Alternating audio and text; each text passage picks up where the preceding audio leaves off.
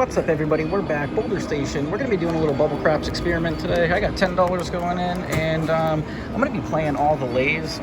Basically, what I want to do is take advantage of the 7 rolling, so I'm going to try to put a spread out there with single bets on all of the lays, and I'm going to let 2 of them get knocked off, or 3 of them get knocked off before I martingale, or essentially up them, and we're going to see how that works out for us. So we got $10 in there. We're going to play all the lays. We're going to wait for that. We waited for the point to get established. We probably didn't need to do that, but I guess to save some right there. So we're going to essentially, until 2 or 3 get knocked off, and then I'm going to increase them all to 50 cents. And then we're going to do the same thing, and we'll see how it goes. All right, let's get this unlocked. All right, so we get a 2, so that's kind of what we want to see. Waste up the rolls before that 7 comes. And we're going to try to make this happen, so hope you guys enjoy this. When I was sick, I was kind of laying there thinking about some different ways or strategies that I could play the dark side. I thought this would be kind of unique or a little bit different than I've done before. I know a lot of people don't like playing just the lays, I don't think, but we'll see how this goes. I do have the advantage of playing these low limits like this, so once again, this is all for fun, experimentation purposes. Let's see what transpires. We get a 9. All right, so we're going to accept that. That's going to be gone. So that takes a unit off of our potential gain, and essentially what we're going to do is we're going to wait until that happens 2 more times, and then we'll martingale all of them that we've missed on, and then we're going to let that keep happening, that process, and we're going to try to make sure that we're always ahead. But we do have to be conscious because some of the lays don't pay back as much, so we may have to grand martingale or increase them. All right, there we go. We get a 7 right away. So, and basically this kind of strategy is going to work out better when you are getting 7 showing up right away. All right, so it looks like we got a 50-cent gain off of that. We lost 1 unit. I think it probably would have been like a 62-cent gain had we gotten the unit, but that's all right. So once again, we're going to wait for the point to get established. Actually, you know what I could do too? Rather than, let's do this. I'm thinking rather than playing them all right away, I could just play the 5, 6, 8, 9, and then basically the 10. Actually, you know what? Yeah, the 10 and the 4 don't pay that much, so there's really not much advantage to playing them off the rip. I guess what we can do is utilize them as a buffer to add them in, but basically the 5, 6, 8, 9 is what's going to pay the best. So maybe we should put all of the lay bets out there on those, and then once we get 2 hits, we increase those to 50 cents, and then we can utilize the 4 and the 10 in later rounds if necessary. All right, so we get a 10 there. So that's going to establish the point for us. So let's go ahead, let's try that, what we were talking about. We're going to play the 5, 6, 8, 9 this time, and we're going to see what happens here. I'm going to wait until I get 2 hits. Once I get that second hit, I'll increase them all to 50 cents. So we'll go from $1 in play to $2 in play. We'll do rinse and repeat and do the same process. We'll go to $4 after that. I only put $10 in, so we do have a cap of how high we can go. All right, that's a 10, so luckily for us, we don't have any units on there. It doesn't affect us, and we only stand to gain. That was the point as well. I think I'm going to leave the bets on, though, because if we do get on the 7 on the come out, which happens more often than, or not more often than not, but quite frequently, we would be taking advantage of that as well. So let's see how this works out. I don't know, let me know what you guys think, what your opinion of this is. Would you do this? Have you done it? Let's see.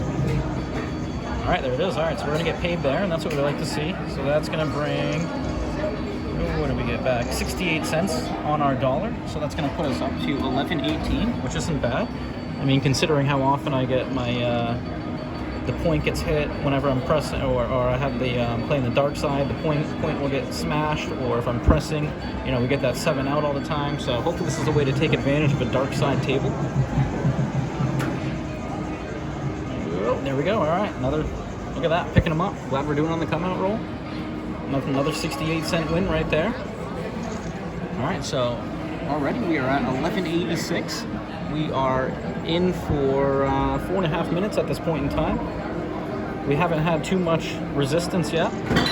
I think I kind of like this 5, 6, 8, 9 spread. Let me know what you guys think. I think if we go full spread all the way across, especially with the low amount of money that I bought in for, we're kind of setting ourselves up for disaster, but oh, we get a 5. All right, so we're going to get pegged off on one of our units, but that's all right.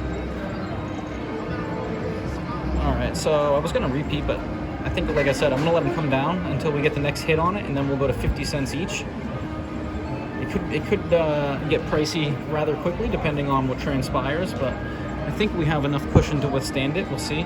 I don't really want to play for too long right now. I'm just trying to do a quick little hit and run, so maybe 10 to 15 minutes, and we'll see how this works out. All right, boxcars, and we like when the horns roll when you're doing this. That sets you up for essentially free rolls, or you don't lose any equity. The 7 is expected to roll every once in every 6 rolls, so we have 2 gone right now. We should be able to easily withstand 4 more rolls, but as we know, it does go longer than that sometimes, and that's what everybody here is hoping for, except for me, right? And that's the advantage of playing these bubble craps machines. You can play any side you want without being conscious or feeling guilty. All right, so that's a 9. So now let's increase these. So we're gonna go 50 cents. All right, so we're gonna try to make up for those units that we lost on those. And then essentially, I guess if we only do that, we're gonna run into the position where if the 5 and the 9 get hit, well, I guess what we can do is substitute the equity. So we'll just have to factor in whatever.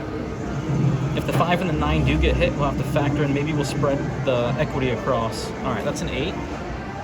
So we're gonna let that come down.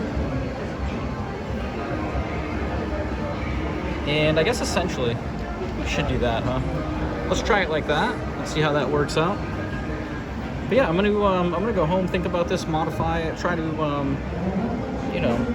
optimize it, I guess, to the best of my ability. But once again, let me know what you guys think, if there's a better way to do this. Let's get it. Oh, let's get it. Oh, that's a 10. All right, so we get some more free equity. And that's 1, 2, 3, 4, 5 rolls now.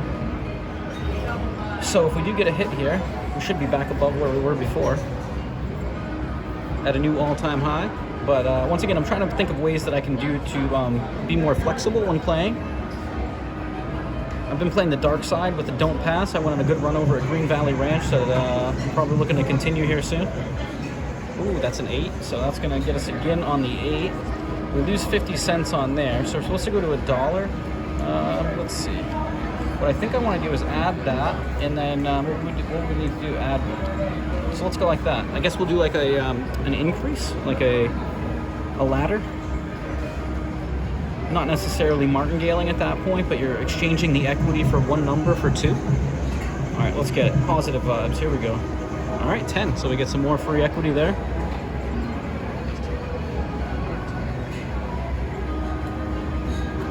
Yeah, how many of you guys just play complete lay bets when you play the dark side? How many of you don't bother with anything else? Is this even a real strategy, or do you think this could be useful? I think there's a lot of times when the 7s roll, and it's probably a little bit more advantageous to play the lays than it is to try to press. There we go. All right. We know it's coming eventually. So I think that is a new all-time high, if I'm not mistaken, 1239. I'm gonna have to go back and look. Maybe I thought we were at 1189, but I could be mistaken. Let's go back. Let's put our setup out there, and we'll see if we can get some more hits. But I've been sick. I thought I got better. I was playing at Green Valley Ranch. I don't know if somebody was sick over there, but I ended up getting sick again. Oh, there we go. All right, some more units collected. That's definitely gonna put us at an all-time high now. So we were at 1307, but yeah, I was feeling better. I went a nice little run, and then the next day I woke up and I was feeling kind of crap again, so I had to take another little break. I just came back to do a roulette video. I'm doing this craps video, so hopefully we can start cranking out more videos again. But I'll tell you, this last one that I had was brutal. I hope no one gets it. I hope you guys are all staying safe, feeling good. All right, we get a 9, so we'll let that come down. I guess essentially I could bump that to 50 cents to try to make up for it right away. It'd probably be a little bit better rather than taking the equity hit. Let's do that. Let's try it this round. That last round was a pretty decent roll. Let's see, the history's, it was looking pretty long when I came in. Let's see what transpires here. Oh, that was almost on the 7. We get a 5.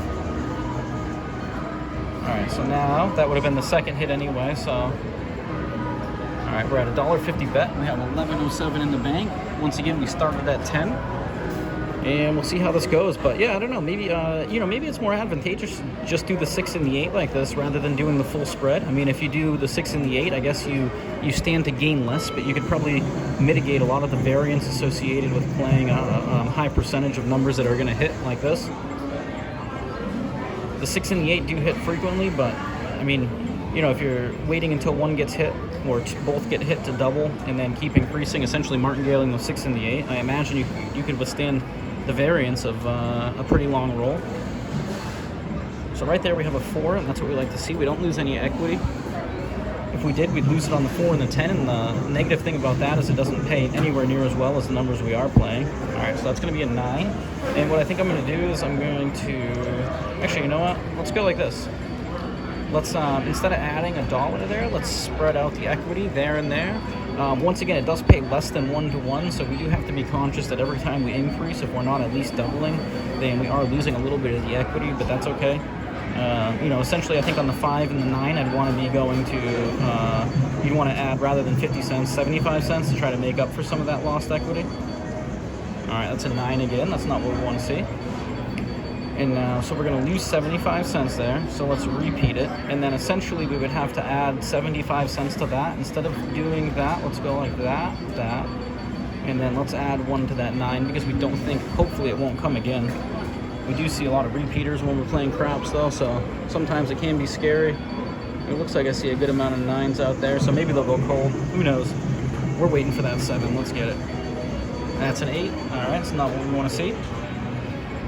So now, once again, I'm going to repeat that. Normally, I'd add that to $1, but what I'm going to do is bring those up 2 units by spreading it out to the 6 and the 8, so even equity. So we have 325 out there, and this is where it kind of gets a little risky. We got 757 in the bank. We started with 10. Really banking on that 526143. There it is. All right, comes through for us when we need it. So that is going to put us at barely an all-time high. So I guess we're going to have to be a little. I'm going to have to do some adjusting. But we're in for 10. We're at 1307. I've been playing for 12 minutes.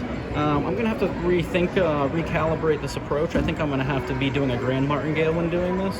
I may have to bring more money, but let me know what you guys think of this. I'm going to work on this a little bit, so hopefully we can fine-tune this and add it to the bag, so to speak, of weapons that we can use to approach the craps table or bubble craps table. So once again, this is a bubble craps experiment coming at you from Boulder Station. Like and subscribe. I appreciate all the support. Until next time.